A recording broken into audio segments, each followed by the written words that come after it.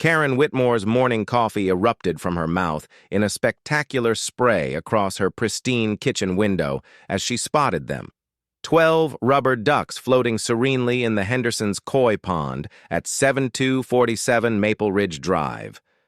But these weren't the whimsical bath toys she'd initially thought. These were real ducks. Live, breathing, quacking ducks that had apparently decided the upscale Willowbrook Estates subdivision was their new permanent residence. "Those are not approved pets," she shrieked to her empty kitchen, her voice echoing off the granite countertops. As president of the Willowbrook Estates Homeowners Association for the past 6 years, Karen had memorized every single line of their 127-page community guidelines. Section 14.3 explicitly prohibited livestock, farm animals, and waterfowl of any kind on residential properties. She grabbed her phone and speed-dialed Margaret Henderson, her fingers trembling with righteous indignation. The phone rang once, twice. "Oh, hello, Karen." Margaret's cheerful voice made Karen's left eye twitch. "Aren't they just precious? I woke up this morning and there they were, like a little gift from nature. The kids are absolutely—" "Section 14.3, Karen interrupted sharply. "No waterfowl. They have to go, Margaret, today." A long pause. "But Karen, they're wild ducks. I didn't buy them or anything. They just appeared. Surely the rules don't apply to wild animals that choose to visit?" Karen's grip tightened on her phone until her knuckles went white. This was exactly the kind of loophole-seeking behavior that would turn their meticulously maintained community into chaos. Give people an inch and they'd take a mile. First wild ducks, then what? Wild geese? Swans? Before you knew it, Willowbrook Estates would look like a petting zoo. "The guidelines don't distinguish between domestic and wild waterfowl," Karen said, pacing to her living room window for a better view. "The aesthetic standards of our community." "Oh, good morning, Karen." Karen spun around to see her neighbor Janet Chen waving from across the street, clearly having spotted her through the window. Janet was heading toward the Henderson house, with what appeared to be a bag of breadcrumbs. "Janet, stop right there!" Karen yanked open her front door and marched across her perfect lawn, her silk pajamas and fuzzy slippers doing nothing to diminish her authoritative presence. "You are not feeding those birds." Janet paused, looking genuinely confused. "But they're just ducks, Karen, and they seem hungry." "They're a violation," Karen declared, arriving at the property line between the Chen and Henderson houses. "And feeding them will only encourage them to stay." Margaret appeared at her front door, still in her bathrobe, holding a steaming mug. "Karen, you can't be serious about this. They're beautiful creatures, and the children from 3 houses down were just asking if they could watch them swim. I am dead serious." Karen pulled out her phone and began typing furiously. "I'm documenting this violation right now. Photos, timestamps, witness statements. The emergency HOA board meeting will be this afternoon." "Emergency meeting?" Janet laughed, nervously. "Karen, isn't that a bit extreme? They're just ducks." "Just ducks?" Karen's voice rose to a pitch that made several of the actual ducks look up from their morning preening. "Do you have any idea what happens when word gets out that Willowbrook Estates tolerates wildlife violations? Our property values will plummet. Our reputation will be ruined. Next thing you know, people will be leaving out bird feeders, deer will be wandering through our gardens, and we'll have raccoons in our garbage cans." "We already have raccoons in our garbage cans," Margaret pointed out mildly. "Not officially," Karen snapped. "Those are isolated incidents. This is a pattern of behavior that threatens the very foundation of our community standards." As if on cue, one of the ducks let out a particularly loud quack, followed by what sounded suspiciously like duck laughter from its companions. Karen's face flushed crimson. "This is not a joke," she said, her voice dropping to a dangerous whisper. "I'll have those birds removed by animal control if necessary." "You can't have wild ducks removed by animal control unless they're a safety hazard," Janet said quietly. "I looked it up while you two were talking." Karen's head snapped toward Janet. "You looked it up?" "My daughter has a biology degree," I texted her. Janet held up her phone. "She says wild ducks are protected under the Migratory Bird Treaty Act. You can't just have them relocated because you don't like them." The silence that followed was broken only by the gentle splashing of ducks enjoying their morning swim. Karen felt something shift inside her chest. A familiar sensation she'd experienced countless times over the years when neighborhood conflicts escalated. It was the feeling of a line being drawn in the sand, of a battle that had to be won at all costs. "Federal law doesn't override HOA covenants," she said finally, though she wasn't entirely sure this was true. "And even if it did, there are ways to make an environment less hospitable to unwanted visitors." Margaret's expression shifted from amusement to concern. "Karen, what exactly are you suggesting?" But Karen was already walking back toward her house, her mind racing with possibilities. In her 6 years as HOA president, she had successfully resolved disputes over fence heights, paint colors, garden gnomes, basketball hoops, and one memorable incident involving a neighbor's enthusiastic Christmas light display. She had never lost a battle over community standards. She wasn't about to start now.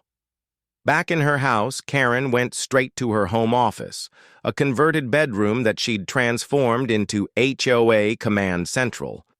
File cabinets lined one wall, filled with correspondence, violation notices, architectural approval forms, and neighborhood complaint documentation going back a decade.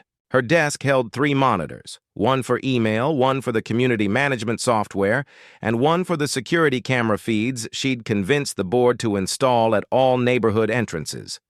She pulled up the Willowbrook Estates master deed and began searching for relevant clauses.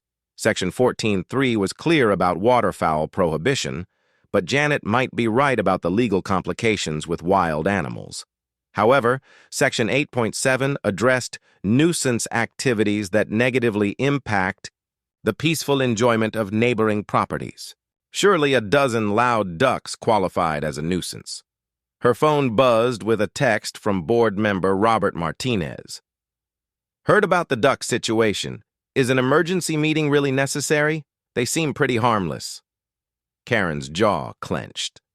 Robert had always been the weakest link on the board, too concerned with being liked, not committed enough to maintaining standards. She typed back, "Emergency meeting at 2 p.m. This is about precedent, not just ducks." Another text, this time from board treasurer Linda Hoffman. "Can we even legally do anything about wild ducks? Seems like a waste of time." Karen stared at the message, feeling her carefully controlled world beginning to tilt. In 6 years, she had never encountered a violation she couldn't resolve through proper channels and firm enforcement. But this situation was different. The ducks hadn't asked permission. They hadn't submitted an architectural review request. They had simply appeared and made themselves at home, as if the rules didn't apply to them. She walked to her kitchen window and looked out at the Henderson property. The ducks were still there, now joined by 3 more that seemed to have arrived while she was inside. Margaret's children had appeared in the backyard and were sitting quietly by the pond, watching the waterfowl with obvious delight. Karen felt a familiar burning sensation in her chest, the same feeling she'd had when the Patels had installed a garden shed without proper approval, or when the Johnsons had held their daughter's graduation party past the 9 p.m. noise ordinance cutoff. It was the feeling of rules being broken, order being threatened, and her authority being challenged. But this time, there was something else, something that felt almost like fear. She picked up her phone and dialed the first number in her contacts. Willowbrook, Estates HOA Attorney's Office. This is Patricia. "Patricia, this is Karen Whitmore. I need to speak with David immediately. We have a situation." "He's in a meeting, Karen. Can I take a message?" "Tell him it's about wildlife encroachment and potential legal liability. He'll want to take this call."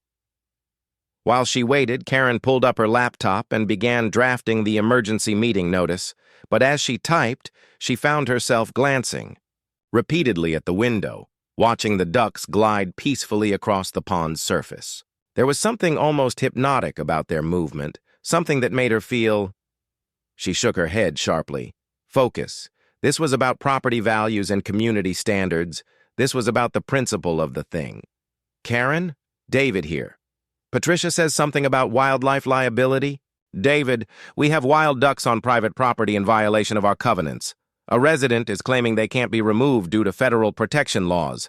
I need to know our legal position. A pause. Wild ducks? Karen, how many ducks are we talking? About here?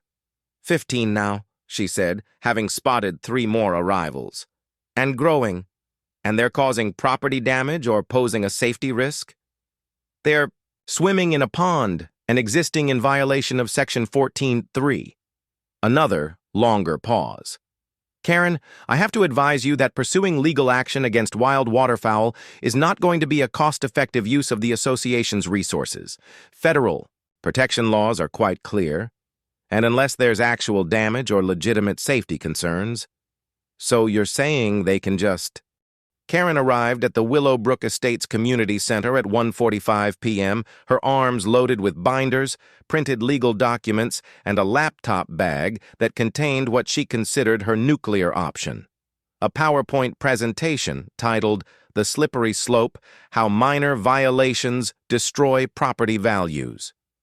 She had used variations of this presentation to successfully combat unauthorized mailbox designs, non-regulation house numbers, and one infamous incident involving a neighbor's attempt to plant wildflowers instead of approved landscaping. The Community Center, a modest building that doubled as a meeting space and storage facility for neighborhood events, was already buzzing with activity. Karen paused in the doorway, surveying the scene with growing alarm. Rather than the usual handful of board members and reluctant homeowners she typically saw at meetings, nearly 40 residents had shown up. Children were running around between the folding chairs. People were laughing and chatting as if this were a social gathering rather than a crisis management session. Karen! Margaret Henderson waved from the front row, where she sat with her 2 children and what appeared to be a family of newcomers Karen didn't recognize. We brought the Patels from Oak Street. They just moved in last month and were so excited to meet everyone. Karen forced a smile that felt more like a grimace.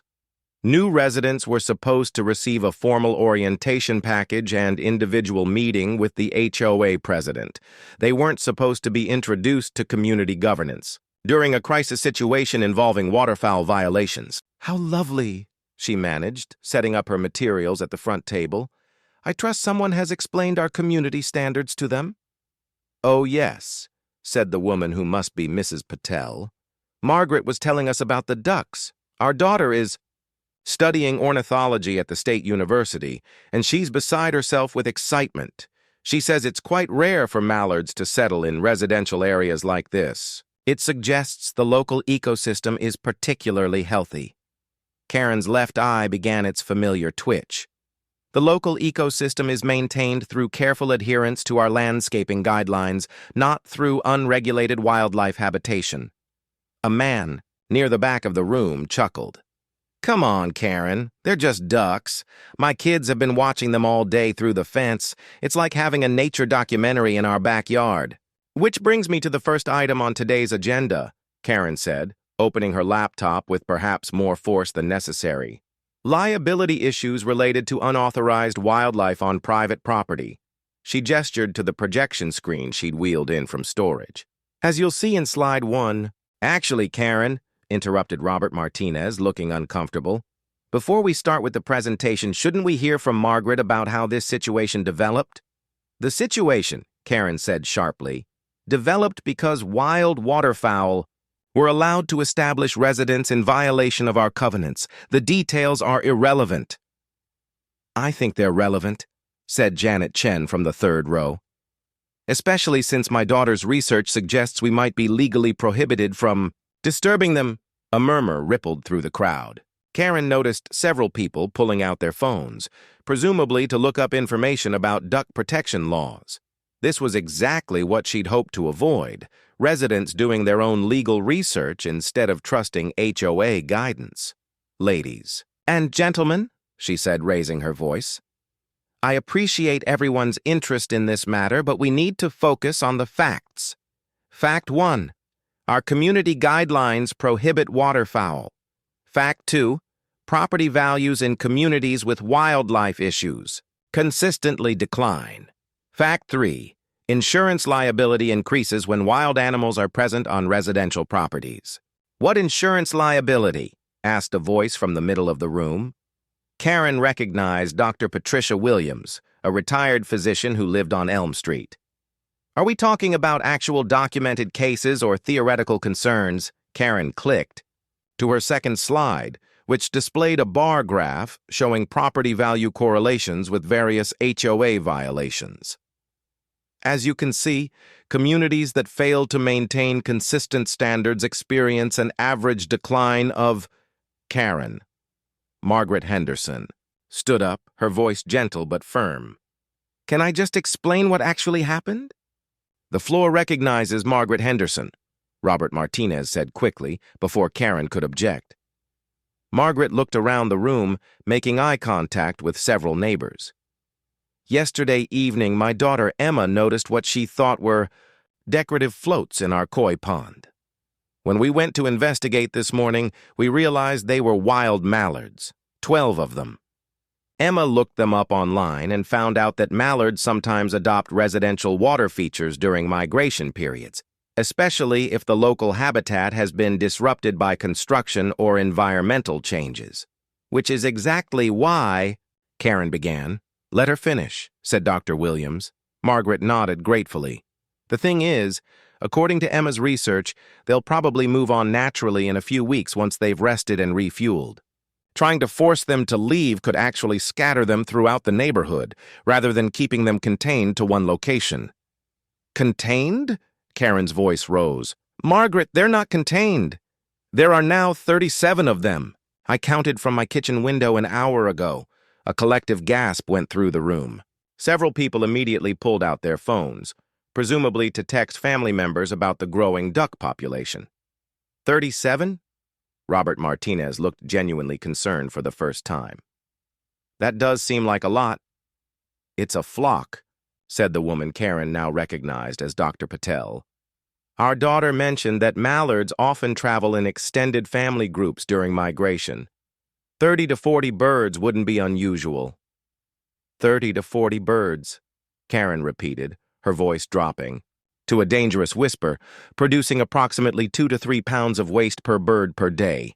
That's 60 to 120 pounds of duck excrement being deposited on our community grounds daily. The room fell silent. Karen could see the mental math happening on several faces, followed by expressions of dawning concern. "Now, that," said Robert Martinez slowly, "is a legitimate sanitation issue." Karen felt a surge of vindication. "Exactly. Which brings us to slide 3, health and safety violations associated with waterfowl waste." But before she could click to the next slide, a commotion outside caught everyone's attention. Through the community center windows, they could see a small crowd gathering near the Henderson property. Children were running excitedly along the sidewalk, and several adults were following with cameras. "What in the world?" Margaret murmured, moving to look outside. Karen felt her stomach drop. This was her worst nightmare. The duck situation becoming a neighborhood spectacle that attracted outside attention. "I'll be right back," she announced, closing her laptop and heading for the door. Outside, the scene was even worse than she'd imagined. The Hendersons' koi pond was now home to what appeared to be close to 50 ducks, and the overflow had created a secondary gathering in the street's storm drain, which had collected rainwater from the previous night. Children from at least 6 different houses were lined up along the property fence, watching in delight as ducks paddled, preened, and occasionally took flight in short loops around the neighborhood. "Ma'am? Excuse me, ma'am?" Karen turned to see a young woman with a professional-looking camera approaching her. "I'm Jessica Chen from Channel 7 News. We got a call about an unusual wildlife gathering in this neighborhood. Are you a resident? Here?" I'm the HOA president, Karen said automatically, then immediately regretted it. And this is a private community matter. But it's on public record that the city received several calls about the ducks today, Jessica said, checking her phone. Animal Control, the Parks and Recreation Department, and the State Wildlife Office all logged inquiries. Some residents are concerned about the birds' welfare if they're forced to relocate. Forced to relocate? Karen felt her carefully controlled world tilting further off its axis. Who said anything about forcing them to relocate? The Animal Control Office said they received a request to remove wild ducks from private property. That would typically require capture and relocation, which can be stressful for the birds during migration season. Karen realized that the crowd of residents from the community meeting had followed her outside and were now listening to this conversation with obvious interest. Margaret Henderson was standing near her front door, looking increasingly uncomfortable. "There's been a misunderstanding," Karen said quickly. "We're simply trying to determine the best approach for all parties involved." "Including the ducks?" Jessica asked with a smile that was either genuine or perfectly practiced. Of course. We're a community that cares about all residents." Karen caught Margaret's surprised look and realized what she'd just said. Had she just referred to the ducks as residents? That's wonderful. Jessica turned to address her cameraman, who had apparently been filming. Did you get that? This is exactly the kind of positive community response our viewers love to see. Ma'am, would you be willing to go on camera with a brief statement about how your HOA is working to protect both resident interests and wildlife welfare? I don't think that's... We're still discussing the situation, Robert Martinez interrupted, appearing at Karen's elbow. The community is committed to finding a solution that works for everyone. Karen stood at her kitchen window at 6:47 a.m., coffee mug trembling in her hands, staring at what could only be described as an aquatic invasion. Her decorative fountain, which had cost $3,000 and been featured in last year's HOA newsletter as an example of sophisticated water feature integration, was now home to 11 ducks. They had apparently invited friends overnight. But that wasn't the worst part. The worst part was the trail of duck footprints across her pristine patio, leading from the fountain to her prized Japanese maple, under which someone had thoughtfully placed a small pile of cracked corn. Someone had been feeding the ducks in her backyard. "Oh, hell no," she whispered, setting down her coffee and marching to the back door.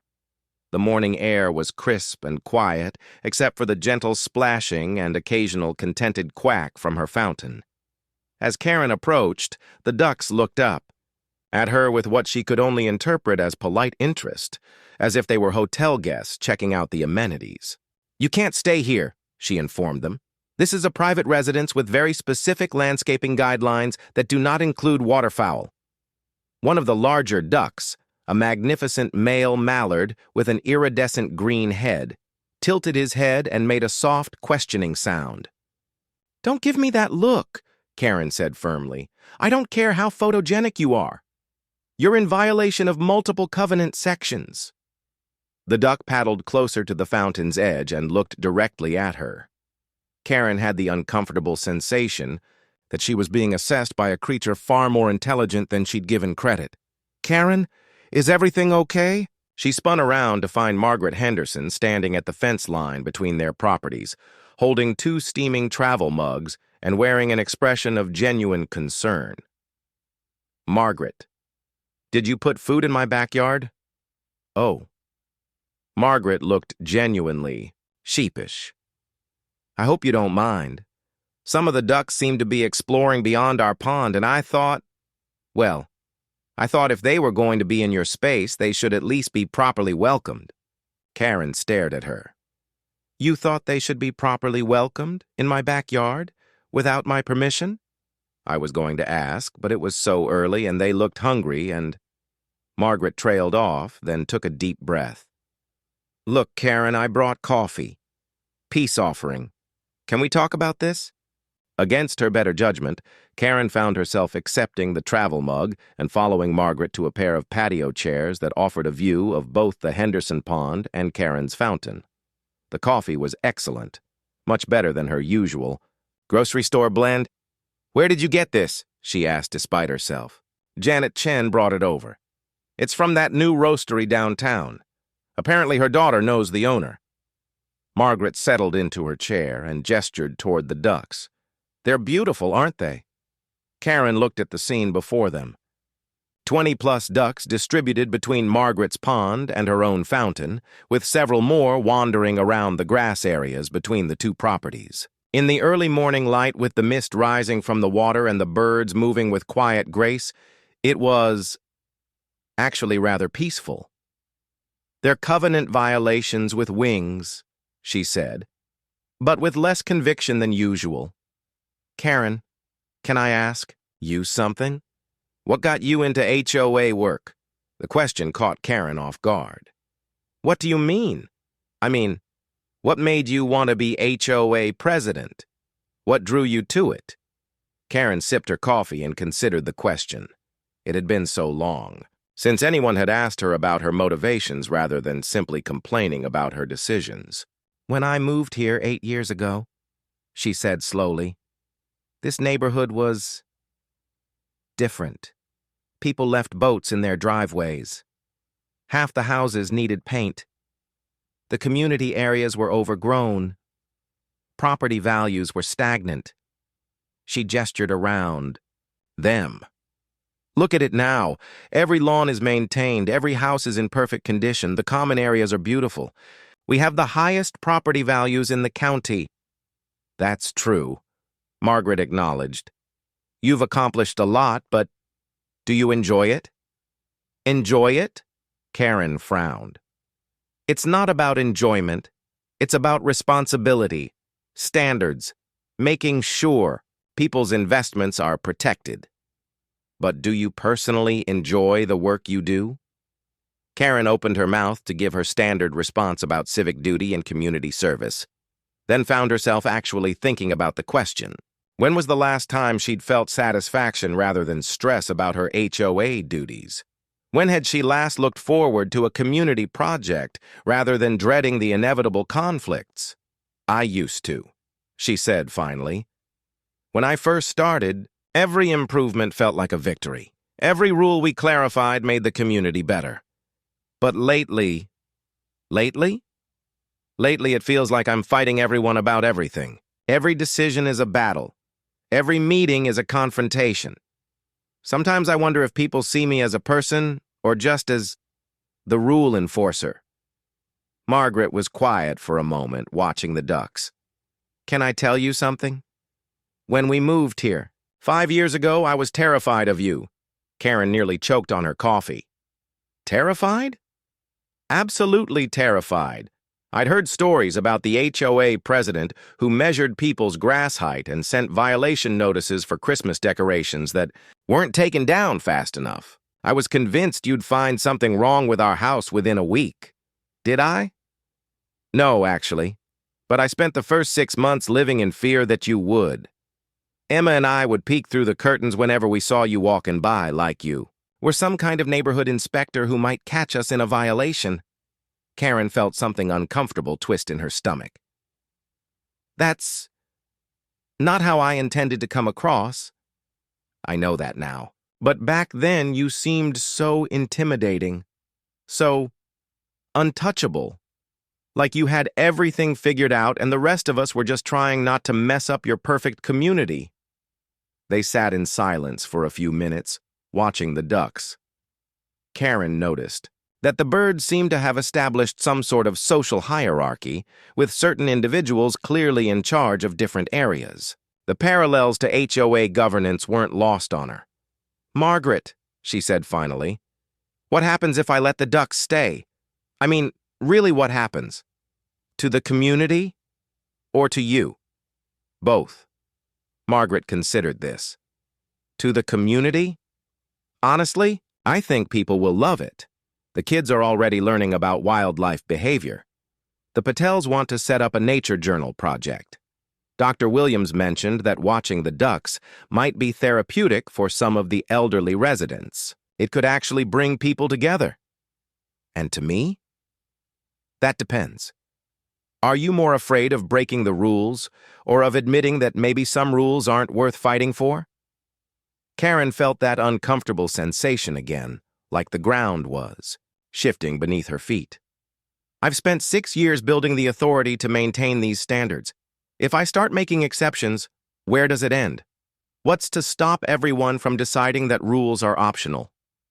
Maybe, Margaret said gently, the difference is between enforcing rules because they improve people's lives and enforcing rules just to prove you can.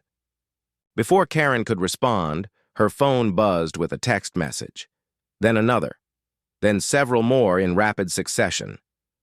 "Oh no," she muttered, scrolling through them. "What's wrong?" The Channel 7 story aired last night. We're apparently the heartwarming community that opened their hearts to migrating wildlife. The story has been shared 800 times on social media. People are asking if they can bring their kids to see the duck sanctuary. Margaret's eyes widened.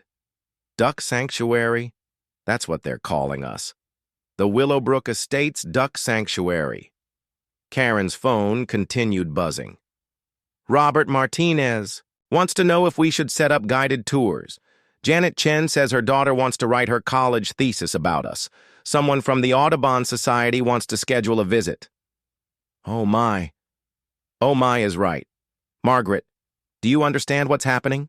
We're becoming a tourist attraction. People are going to start showing up with cameras and kids and picnic lunches. Our quiet residential community is about to become a nature preserve. Margaret was quiet for a long moment, watching the ducks in Karen's fountain. One of them had apparently decided to take a nap on the fountain's edge, tucking its head under its wing in a posture of complete contentment. Karen, she said finally, can I ask you something else? At this point, why not? When was the last time you saw this many neighbors happy about something at the same time?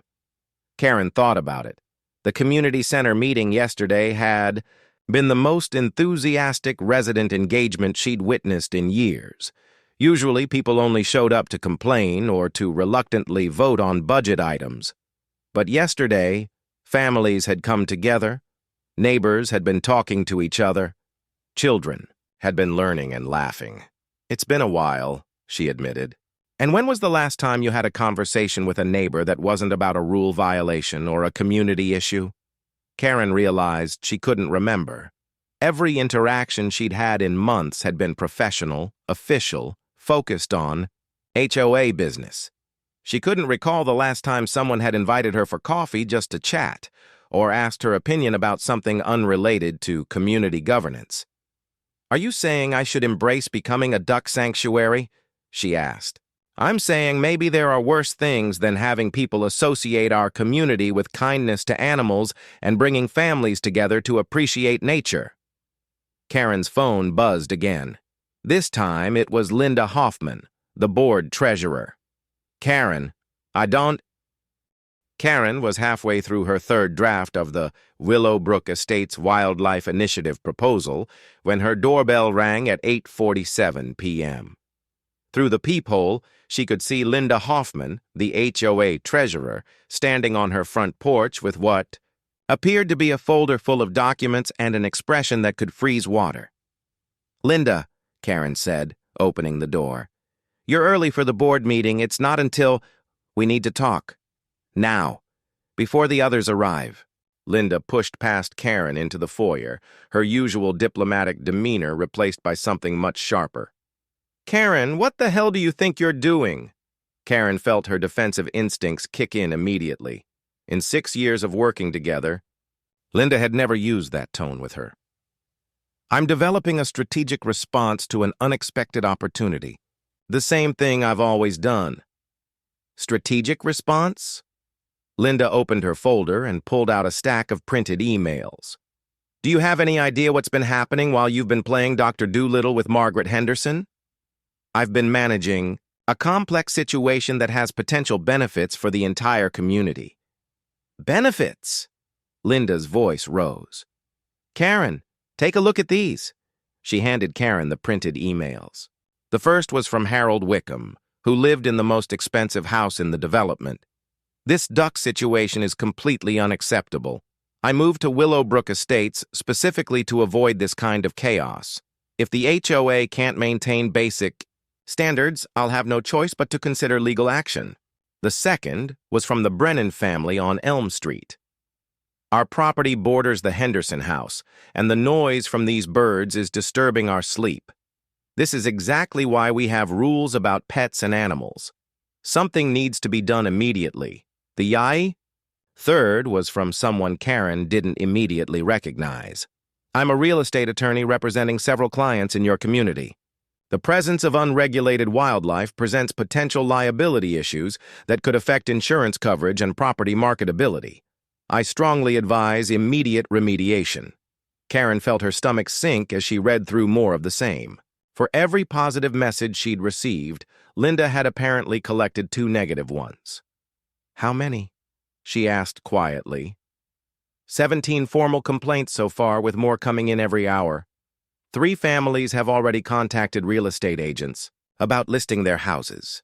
Harold Wickham is talking about organizing a recall petition to remove you from the board. Karen sat down heavily on her living room sofa. But the property value inquiries, the positive media coverage. From people outside our community who think having ducks in your neighborhood sounds charming, Linda said, sitting across from her. The people who actually live here and pay HOA dues are a different story. Karen, you can't just unilaterally decide to turn us into a wildlife preserve without consulting the people who own property here. That's why I called the board meeting. That's why I'm preparing a formal proposal with all the research and... Research? Linda pulled out another document. I did my own research today. Do you know what the average insurance liability increase is for communities with designated wildlife areas? Do you know what kind of health department regulations apply to areas with significant bird populations? Do you know what happens to communities that become tourist attractions? Karen looked at the document Linda handed her. It was a comprehensive report on the complications and costs associated with urban wildlife management. The numbers were not encouraging. Linda, she said carefully, I understand your concerns, but we've already received preliminary information about state funding that could offset these costs. And the community response has been mixed at best, and you know it. Linda's voice was getting sharper. Karen, I've supported your leadership for 6 years. I've backed your decisions even when I disagreed with them. But this isn't leadership. This is you making an emotional decision based on 1 day of positive media attention. It's not emotional. It's strategic adaptation to changing circumstances. It's emotional, Linda repeated, firmly. And it's going to destroy everything we've built here. The doorbell rang again.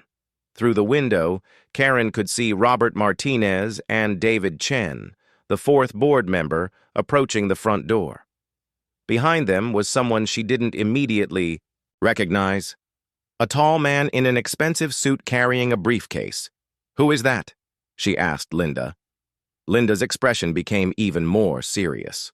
That's Jonathan Hartley, Harold Wickham's attorney. Karen felt the situation spiraling beyond her control. Linda, you brought a lawyer to a board meeting without telling me? I didn't bring him. Harold did. He's here to present the legal case against allowing the ducks to remain. Karen opened the door to let the men in. Robert looked uncomfortable. David looked confused. And the attorney looked like someone preparing for battle. Gentlemen, she said, trying to maintain her composure, I wasn't expecting additional attendees at tonight's meeting. Ms. Whitmore, the attorney said, extending his hand, Jonathan Hartley, representing several homeowners who have concerns about the current wildlife situation. I hope you don't mind me joining your discussion. Actually, I do mind, Karen said. Board meetings are for board members. If Mr. Wickham has concerns, he can submit them through proper channels like any other resident. He did.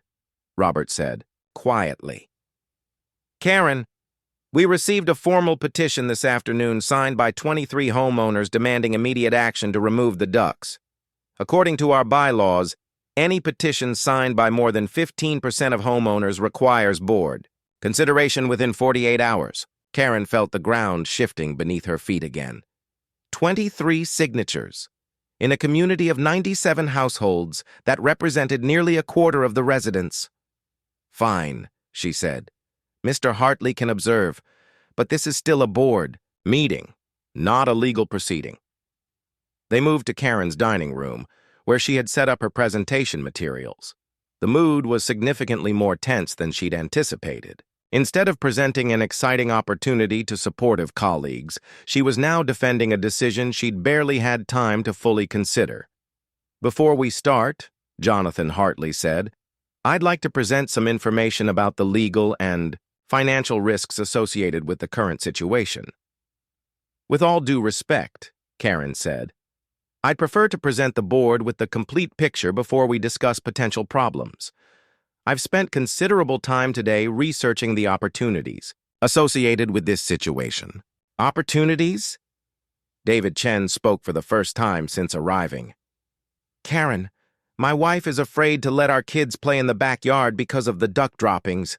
What opportunities are we talking about? Karen felt her carefully prepared presentation crumbling before she'd even begun. David, that's exactly why we need proper management protocols. With the right approach, we can maintain safety and cleanliness while also turning our residential community into a tourist attraction, Linda interrupted. Karen, show them the messages you've been getting about people wanting to visit our duck sanctuary. Karen reluctantly shared some of the inquiries she'd received. Robert's expression grew increasingly concerned as she read. So people are already treating this like a public park? He asked. That's why we need to get ahead of the situation with proper planning and management. The State Wildlife Department is offering grant funding and technical support for communities that want to create managed wildlife-friendly environments. Grant funding that comes with federal regulations and oversight, Jonathan Hartley added. Ms. Whitmore, once you accept government funding for wildlife management, your community becomes subject to a complex web of environmental regulations that could significantly restrict future development, landscaping choices, and property modifications. Karen felt her presentation derailing completely. That's not necessarily true. The preliminary information I received suggested, Linda repeated. Karen, you're asking us to potentially commit the community to a major policy change based on preliminary information from one phone conversation. I'm asking you to consider a strategic opportunity that could benefit the entire community. The positive media attention, the property value inquiries, the potential for educational programming, the noise complaints, the sanitation issues, the liability concerns, the regulatory complications, Jonathan Hartley countered.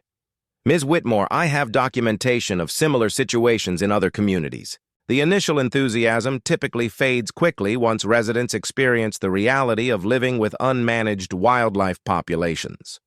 Robert was looking through the petition that had been presented. Karen, some of these signatures are from people who have never complained about anything before. Mrs. Patterson has lived here 8 years, and this is the first time she's ever raised a concern about anything. Karen looked at the signature list and felt something cold settle in her stomach. These weren't the usual complainers, the residents who objected to every decision and attended meetings just to argue. These were quiet, reliable homeowners who paid their dues and followed the rules and expected the HOA to maintain the standards they'd purchased into. Look, she said, trying to regain control of the meeting. I understand there are concerns. That's exactly why I want to approach this, systematically, with proper planning and community input. I'm not suggest. Karen woke at 4:23 a.m. to the sound of honking. Not duck honking, car honking. Multiple cars, all honking in what seemed like an organized cacophony right outside her bedroom window. She stumbled to the window and pulled back the curtains to find her worst nightmare realized. At least 20 cars were parked along Maple Ridge Drive, with people streaming out carrying cameras, folding chairs, and what appeared to be picnic baskets. Someone had set up a professional-looking camera tripod on the sidewalk directly across from Margaret Henderson's house. "Oh, dear God," she whispered, grabbing her phone to check the time and immediately noticing 17 missed calls and 43 text messages that had arrived since midnight. The first text was from Margaret Henderson, sent at 11:47 p.m. "Karen, I think we have a problem. The local news station posted our story on their Facebook page and it's been shared thousands of times. People are saying they're planning to visit tomorrow." The next several messages painted an increasingly alarming picture. Robert Martinez, 12:15 a.m. "Karen, Channel 7's Facebook post has 847 shares and people are posting about coming to see the duck sanctuary tomorrow morning." Linda Hoffman, 12:23 a.m. "Karen, this is exactly what I was afraid of. We need to do something before this gets completely out of control." Unknown number, 1:45 a.m. "Is this the duck lady from the news? Can my kids' scout troop come see the lami? Ducks tomorrow? We have 23 kids and want to make sure we don't miss them." Unknown number, 2:17 a.m. "Hello, we're driving up from Columbus to see your duck sanctuary. What time do they usually come out? Should we bring bread?" Unknown number, 2:33 a.m. "My daughter saw the news story and wants to do her senior project about your community wildlife program. Can we schedule an interview?" The messages continued in an endless stream of strangers who had somehow gotten her personal phone number and apparently viewed her as the official coordinator of what they were calling Willowbrook's Duck Paradise. Karen threw on clothes and hurried outside, her mind racing through potential crisis management strategies. The scene was even worse than it had appeared from her window.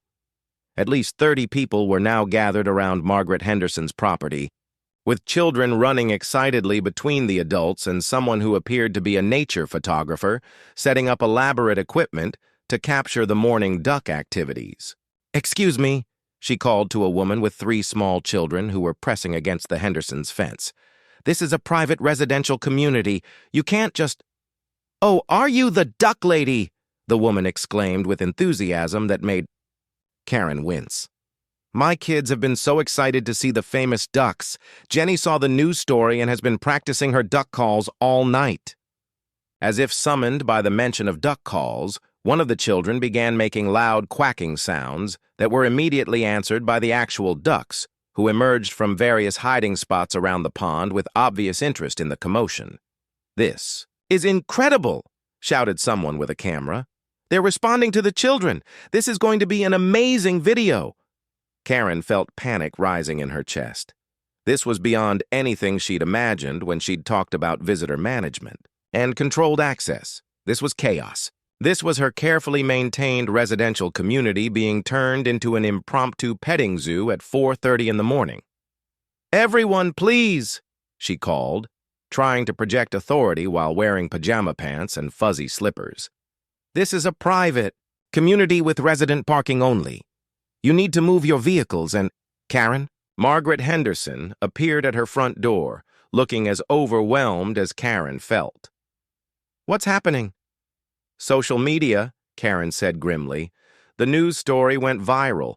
Everyone thinks we're a public duck viewing area, but we never said we were. Open to the public.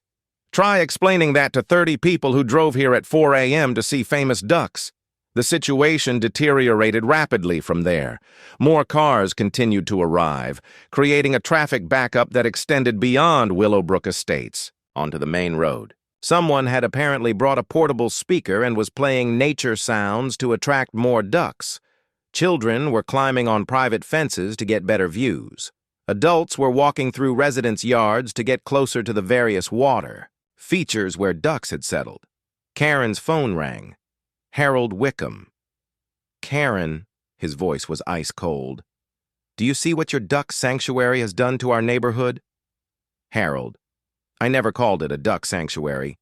That was the news station's—" "I don't care what you called it. I have strangers trampling through my flower beds and children making noise outside my bedroom window at 4:30 in the morning. This ends today, or I'm calling the police and my attorney. I'm trying to manage the situation. You are the situation. Karen, this is what happens when the HOA president decides community standards are optional. He hung up. Karen's phone immediately rang again.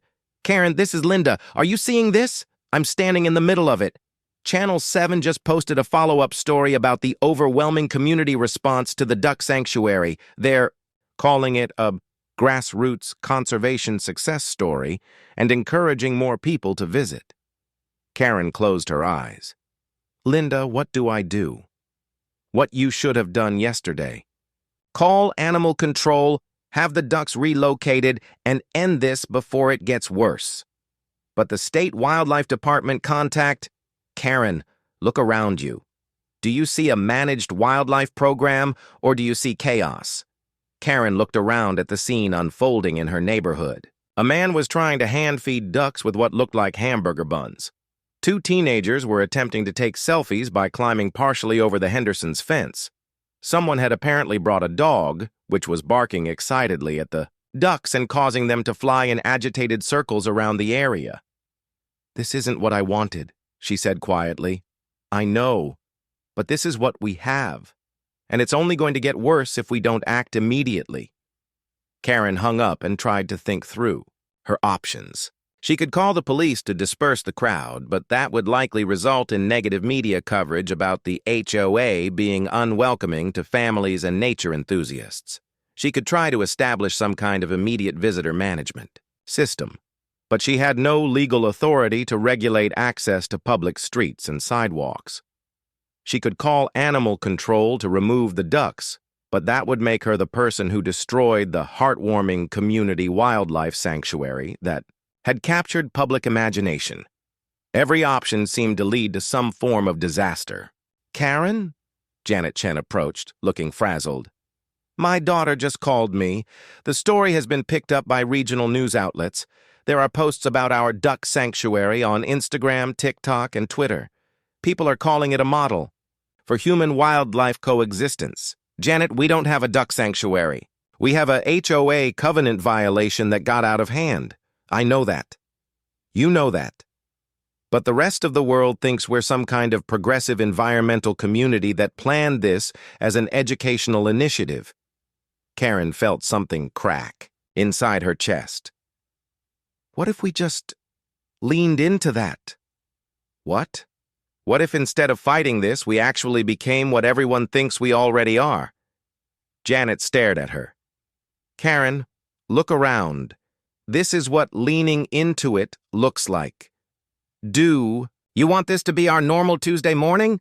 Before Karen could answer, her phone rang again. Unknown number. Hello? Ms. Whitmore, this is Dr. Chen from the State Wildlife Department. I'm calling about our appointment today, but I'm having difficulty accessing your community due to traffic congestion.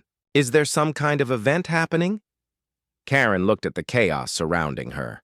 The cars, the families, the photographers, the increasingly agitated ducks, the residents who were beginning to emerge from their houses with expressions ranging from confusion to anger.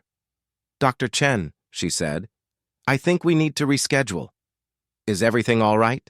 Karen watched as one of the ducks, apparently overwhelmed by the attention, took flight and headed directly toward her own backyard fountain, followed by several others in what looked like a tactical retreat from the main pond area. No, she said. Everything is not all right. As she hung up, Margaret Henderson approached her, looking close to tears. Karen, I don't know what to do. There are people in my backyard taking pictures of my children's toys. Someone asked if they could use my bathroom. A man just offered to pay me $50 to let his kids feed the ducks from my patio. Margaret? This isn't what I wanted when I said the ducks were welcome. I thought it would be nice for the neighborhood kids to learn about nature. I never imagined it would turn into this. Karen looked at her neighbor, the woman who had shared coffee with her just yesterday morning, who had talked about community and kindness and bringing people together. Margaret looked exhausted and overwhelmed and completely out of her depth, just like Karen felt. "Margaret," she said quietly, "what if we were both wrong?" Wrong about what? Wrong about what this community needs. Wrong about what we can handle. Wrong about thinking we could control something like this. Margaret was quiet for a moment, watching the chaos unfolding around them. More cars were still arriving. Someone had started setting up what looked like a food stand near the street. Children were running everywhere, many without apparent adult supervision. "Karen," she said, "finally, what are we going to do?" Karen's phone buzzed with a text from Robert Martinez. "Emergency board meeting in 1 HO.